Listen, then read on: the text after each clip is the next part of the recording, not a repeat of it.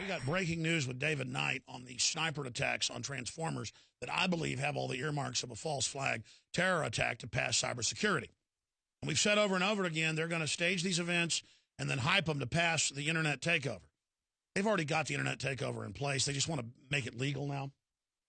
So David Knight's got the big scoop on this underreported story that because sometimes they have false flags that are just used in Congress, but they keep quiet and go, we don't want to panic the public. But I'd give it about a 90% chance the Obama administration staged these sniper attacks or a branch of the Pentagon, Northcom, to get cybersecurity in. It might, 10% chance, it could be a corporation doing it just because of the tens of billions these big companies will get in the cybersecurity takeover and the power they get on getting that data and being able to predict the future and controlled economies. So I'd give it a 100% chance it's an inside job. 90% chance that it's the government itself, because even corporations can be doubled back on and double-crossed, triple-crossed, and don't like to do stuff like this. They like to help do false flags lovingly, of course, but they don't like actually getting their little paws dirty sometimes. So that's coming up. Months later, sniper attack at Power Hub, still a mystery. New York Times, and yesterday they were in Congress bringing it up. Well, we've got to pass CISPA, and we've got to pass cybersecurity takeover because in 19 minutes, a team of snipers destroyed 17 Transformers at a power station in California.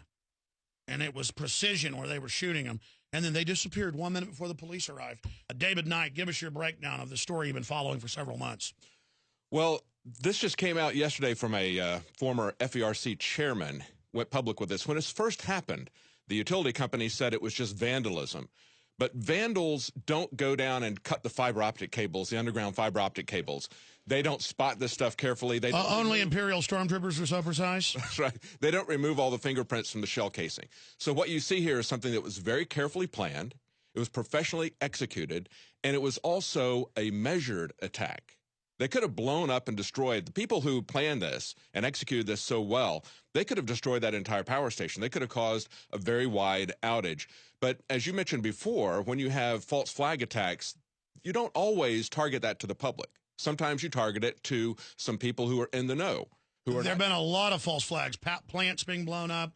In fact, I've been told by high-level sources there's more than 50 a year that they use to scare the cops and everybody and say, don't tell anybody, you're part of the group now, but we don't want to panic the public. And that's how they bring them into the conspiracy. That's right. So it could have been something like that. As you mentioned, CISPA was under consideration at the time, and CISPA was an infrastructure issue.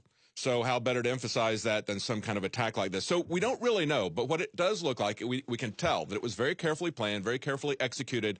They took out the oil on the Transformers when they shot them. They drained down. It set off the alarms. The police were called, but of course they stopped shooting about a minute before the police got there. The police get there, and it's locked. So the police just say, well, I guess everything's okay, and leave. And then they put out that it was a vandalism charge. And so we didn't know anything about it until this broke yesterday. And the former chair of the FERC that oversees this. Sure, but we were following it months ago when it happened, saying clearly this isn't vandals. Right. And so all this stuff is very, very suspicious that they're coming up with. And as I said before, it's very carefully planned, very carefully executed, but very measured. They could have blown up these transformers. They could have taken out the entire substation. It could have been a very public event. But instead, it was a pretty serious attack that showed a threat, showed the vulnerability, but then didn't alarm the public. And that's what's interesting about it, I think. Well, that's what they do a lot of times we've seen to get funding.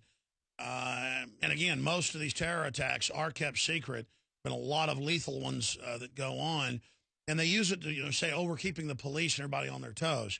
The truth is they're doing it to be able to take over society. And yeah, the cops on the ground are on their toes, and the InfraGard and all of it, but it's keeping them on their toes for a made-up false threat. Now, it's true if we attack Iran, they're not going to need to stage attacks. The Iranians are going to attack the power stations. And they've got sleeper teams in the U.S., which is what the globalists want to begin with. Imagine if there's major system-wide disruptions. That will absolutely empower Homeland Security that's just lined up, ready to take over. Oh, yeah. And we've talked many times about how fragile and vulnerable our power system is. And so this is something, whether or not you believe this is a false flag, whether or not you believe this is a terrorism event, The bottom line is that it shows how vulnerable our power system is. People need to be concerned about that. They need to take their own precautions. That's the number one takeaway out of this.